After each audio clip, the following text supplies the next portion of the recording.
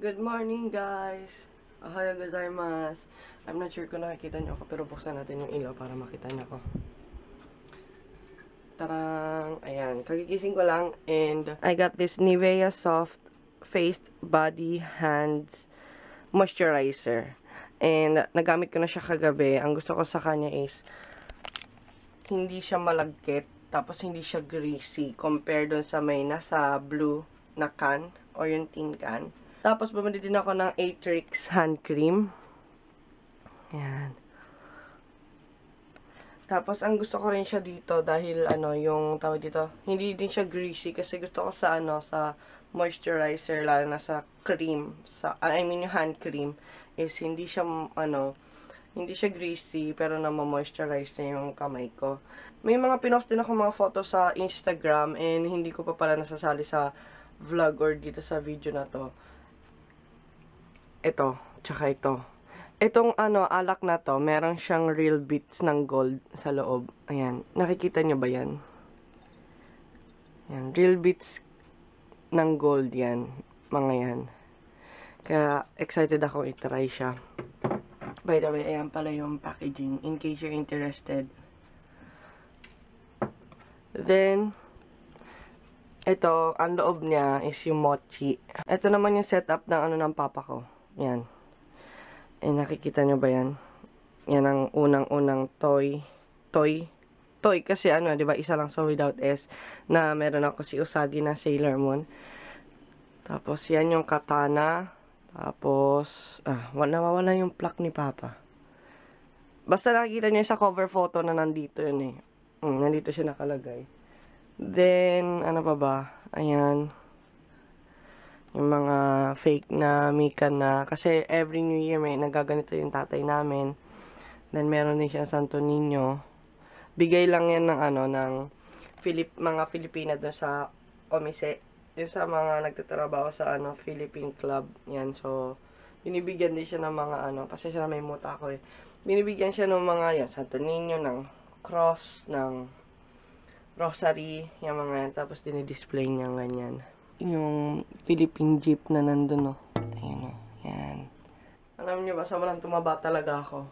As in, sobrang tumaba. Nakikita niyo naman siguro. Kasi, pinapakain ng tatay namin. Walang ginawa yung tatay namin, kundi pakainin ako ng kung ano-ano. Tapos, yun, sobrang taba ako. Every hour yata, every 2 to 3 hours may kinakain. Tapos, ang laki pa na sinasandok sa kanin. Kaya, eto po, yan. Tumutubo ako. Inisip ko nga mag-diet, kaso para ayoko rin mag-diet eh. Kasi masaya na ako kahit mataba akong ganito. And, we're planning to, nag-iisip kami kung, hindi naman nag-iisip, pero, yung papa namin kasi yung magluluto para sa, sa New Year. Ayan. Ay, gumawa pala ako ng fruit salad. Nandito na siya, na-transfer na ni papa sa maliit na bowl. Tapos, ayan. Ito yung yung paborito kong parang kumbaga sa pickles, pero mga ganon. Ito para siyang atsara. Ito naman yung may octopus, tapos may wakame, tapos curry or yung pipino. Ito naman yung pipino, tapos wakame lang. Syempre hindi mawawala ng beer. Nandun yung ice. Dito nilalagay ni Papa yung frozen na kanin. Kasi ang ginagawa niya, 'di ba? Pagkaluto ng kanin nila, hindi naman totally nilalagay. Hinahayaan niya lumamig, tapos nilalagay niya sa Tupperware, then sinusuksok niya doon. Yan. So, pagka kailangan niya kainin yung kanin, hindi na siya kailangan magsaing, kasi kukunin na lang niya dito sa loob, then ipapop up niya agad dito sa may, yan, sa, hindi ko alam kung siya, kasi alam ko, 3-in-1 siya or lahat. Kasi, pero siyang pang grill, oven, tapos, Renji. May pagkain na sa loob. Then, ayan, tarang, heavy. Tapos, ayan, may gulay siya. Actually, ang dami niya dito, stock na pagkain eh. May mga udon, soba.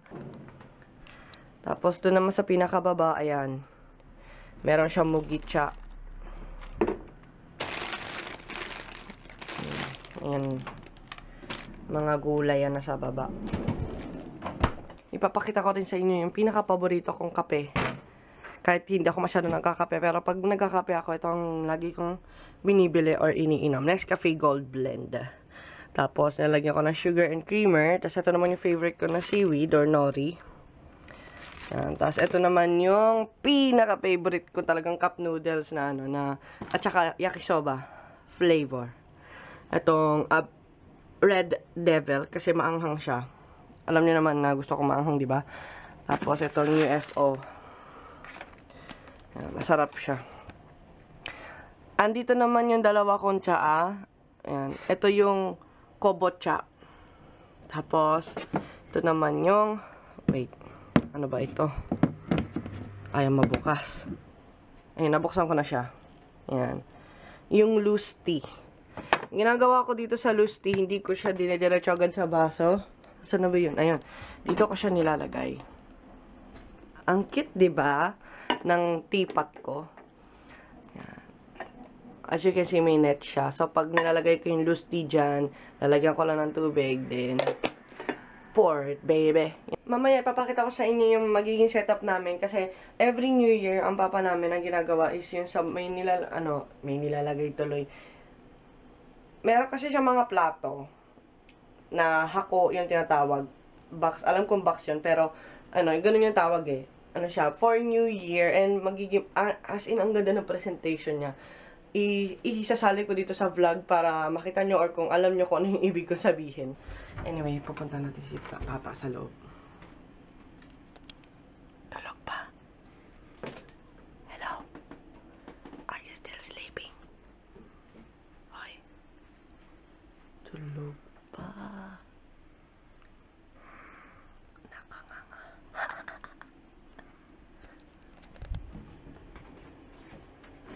Nakanganga. Narinig niyo ba kanina? Ano kaya ito nasa loob? Yung isda. Yung kare. Ayan. Masarap yung isdang yan. Ito yung ginagamit ko parang body wash in case you're interested. Ito. Yan.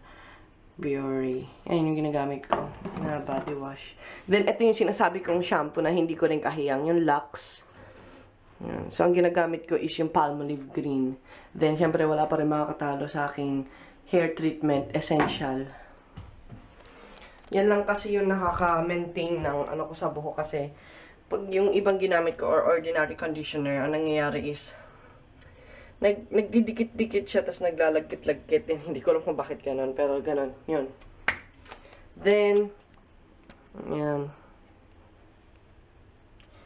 Ipapakita ko pala sa inyo yung kung ano yung ginagamit kong parang ano ba yan yung nilalagay dyan sa may bathtub. Eto, yan. Ito yung ginagamit ko. Yung color green. Tapos, ito naman yung iba't ibang color. Meron siyang lime. Ayan. Lime, grapefruits, orange, mint. Ganito yung itsura niya. Yung tablet. Ayan. Tablet. Ewan. Basta yun nun. Ayan. Kung ano yung nakikita niyo itsura sa picture, ganyan yung itsura niya. Nandito siya. Yung isang buo nito, nilalagay ko sa may bathtub.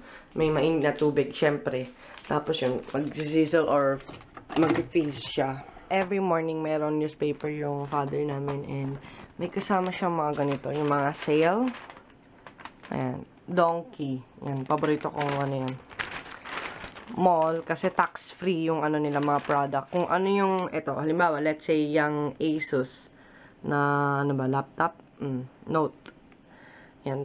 27,000 yen. Meaning, 2 lapad, tapos 7,000. Ang nito, kung ano yung price niya talaga, yun yung as-in price na talaga. Wala na siyang kasamang tax. Ito, tulad niya, Nintendo 3DS. 1 lapad lang. So, ang alam ko, 1 lapad ngayon sa may Pilipinas, 3,700 pesos. Yan, ang alam ko. Or, yun nga, unfortunately, bumababa yung ngayon yung palit. Ito naman yung mga, I'll be on a suit and tie, Woo! Yeah. Mga damit. Yan, may iba't ibang brand. One Piece, My Melody, Hello Kitty, Rich Mix Boy. Ano ni ko rin? Rush R. Is it Hanes or Hans? Outdoor, Navy, Dickies, Mossimo. Mga sasakyan. Actually, dito sa Japan, mura yung mga sasakyan. Ang problema lang yung driver's license. Kasi kailangan mag-aral eh. Kailangan umattend ka pa sa school. 300,000 yen. So, 30 lapad ang kailangan. I think pero hindi pa sure yon. 30 lapad ang pag-drive, pagkuha ng driver's license. I think. Kasi yung sasakyan ngayon, depende. Kasi iba-iba naman. Pero, ang alam ko may 2 lapad. Yung mga hulug-hulugan, installment, ganyan. Tapos meron din mga 4 na lapad. Ganun.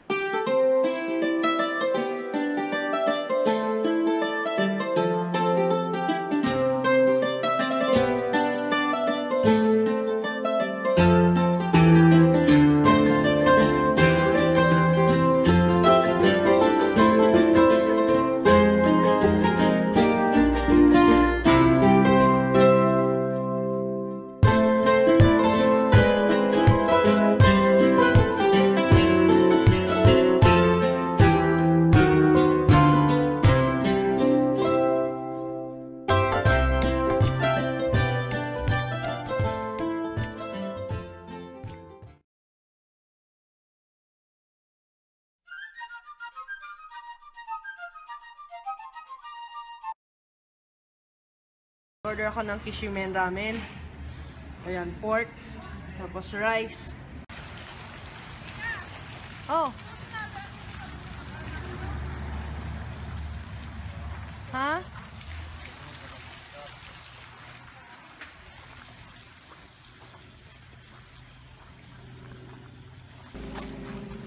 Dragon. Ano yung inumin?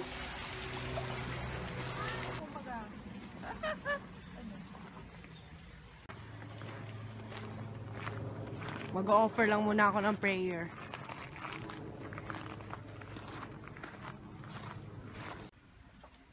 Ay, Sandro, sa'yo. Ayan, ito yung itsura ng loob. Punta tayo doon ng kapulaw.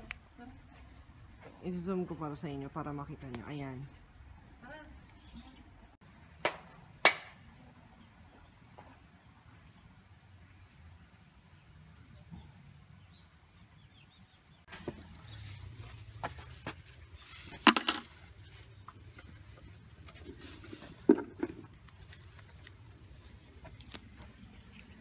Ito yung omikuji. Yung omikuji is fortune telling. So, meaning, ayan, about sa life, love life, and everything. It cost 100 yen.